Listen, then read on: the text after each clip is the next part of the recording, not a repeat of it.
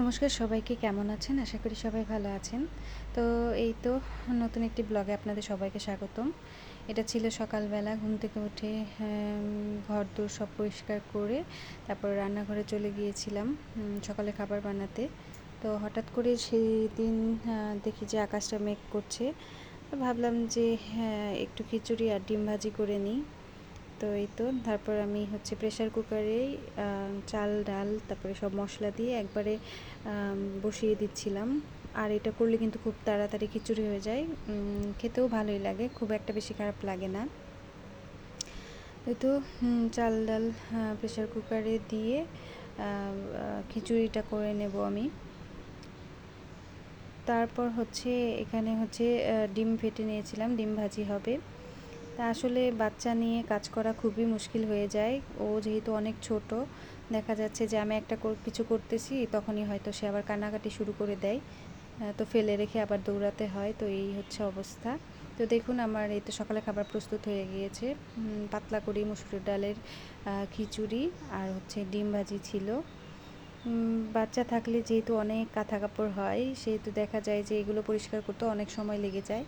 তো এটা আমি রান্না করার পর সবগুলো পরিষ্কার করে এই তো বারান্দাতে খুব সুন্দর করে মেলে দিয়েছি। যদিও এখন আকাশটা কখনো হালকা রোদ উঠছে, আবার কখনো বৃষ্টি। তো এই তো এইগুলো সব কিছু মেলে টেলে তারপর আবার রান্নাঘরে চলে গিয়েছি। খাওয়ার পর যে প্লেট টেট ছিল সেগুলো সব পরিষ্কার করে নিলাম। করে নেওয়ার পর একটু রেস্ট করে বাবুকে স্নান করিয়ে তারপরে এই তো রান্নাঘরে চলে এসেছি। বাইরে দেখছি অনেক রোদ উঠে গেছে আবার ওই সময়।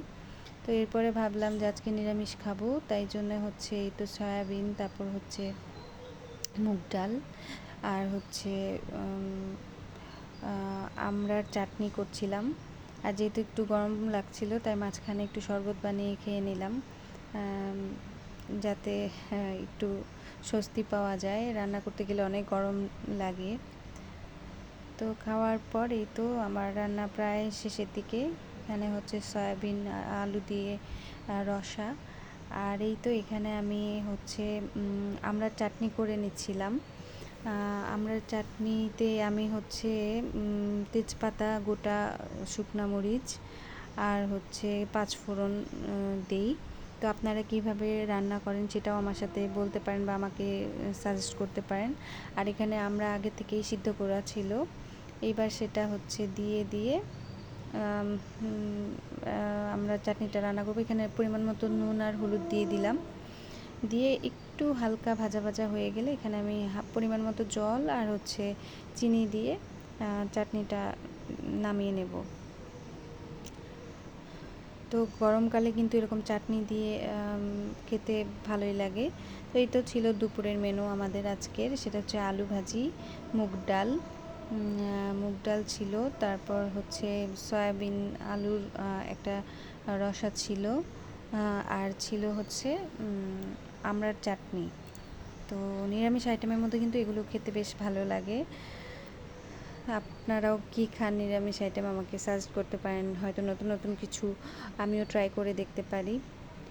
তো দুপুরে খাওয়া দাওয়ার পর এই তো বিকাল হয়ে গিয়েছিল। তখন বর বললো যে নাস্তা করতে চায়। আর যেহেতু তার একটু ঠান্ডা লেগেছে এবং জ্বর জ্বর আসছিল, তো ফ্রিজ খুলে দেখলাম যে ফ্রিজে মিষ্টি ছিল, কিন্তু সে মিষ্টি খাবে না বললো। তাই তার জন্য দুধ গরম করে পাউরুটি সহ আর নিমকি ছিল, নিমকি দিয়ে দিলাম। চাটা আসলে আমাদের খুবই পছন্দের সবারই, কিন্তু আমরা খেতে পারি না, কারণ চা খেলেই দেখা যায় যে আমাদের ঘুমে খুব ডিস্টার্ব হয়। এই কারণে শুধুমাত্র সকালেই চা খাওয়া পরে, আর বিকেলবেলাতে আমরা চাটা খাই না। তো এই তো ওর জন্য দুধটা বেশ ভালো করে জাল দিয়ে নিলাম। নিয়ে তারপর দুইজন একসাথে বসে বসে একটু খাচ্ছিলাম। আর এই সময় বাবু ঘুমাচ্ছিল, এই কারণে একটু দুইজনে বসেছিলাম। আর এই তো আমার এখন যেহেতু অনেক ক্ষুধা লাগে, ও দেখা যায় অনেক টুকিটাকি খাবার আনে। এর মধ্যে এই অল টাইমের আগে খেতাম বাটার বন, তো এখন দেখলাম যে নতুন আরেকটা জেলি বন বের করেছে, তো সেটা সে নতুন এনেছে। এই তো খাচ্ছিলাম আর গল্প করছিলাম। আর এটা ছিল রাতের বেলা। এই যে আমার দুষ্টু বুড়িটা এখন অনেক কিছু শিখেছে, নতুন নতুন তো এখন সে ঠোঁট শুধু এরকম করে, তো ভাবলাম আপনাদের সাথে একটু শেয়ার করি। সে দুষ্টু করে অনেক এখন। তো এটা ছিল রাতের বেলা ঘুমোতে যাওয়ার আগে। তো সবাই ভালো থাকবেন, আর আমার ব্লগটি কেমন লাগলো অবশ্যই জানাবেন। আমার পাশেই থাকবেন আশা করি, আমার বুড়িটাকে অনেক সাপোর্ট করবেন এটাও আশা করছি। তো সবাই ভালো থাকেন, সুস্থ থাকেন, আর আমাদের জন্য অনেক আশীর্বাদ করবেন। আমার মেয়ের জন্য অনেক আশীর্বাদ করবেন, ও যেন সবসময় সুস্থ থাকে, ভালো থাকে। ভালো থাকবেন সবাই, নমস্কার।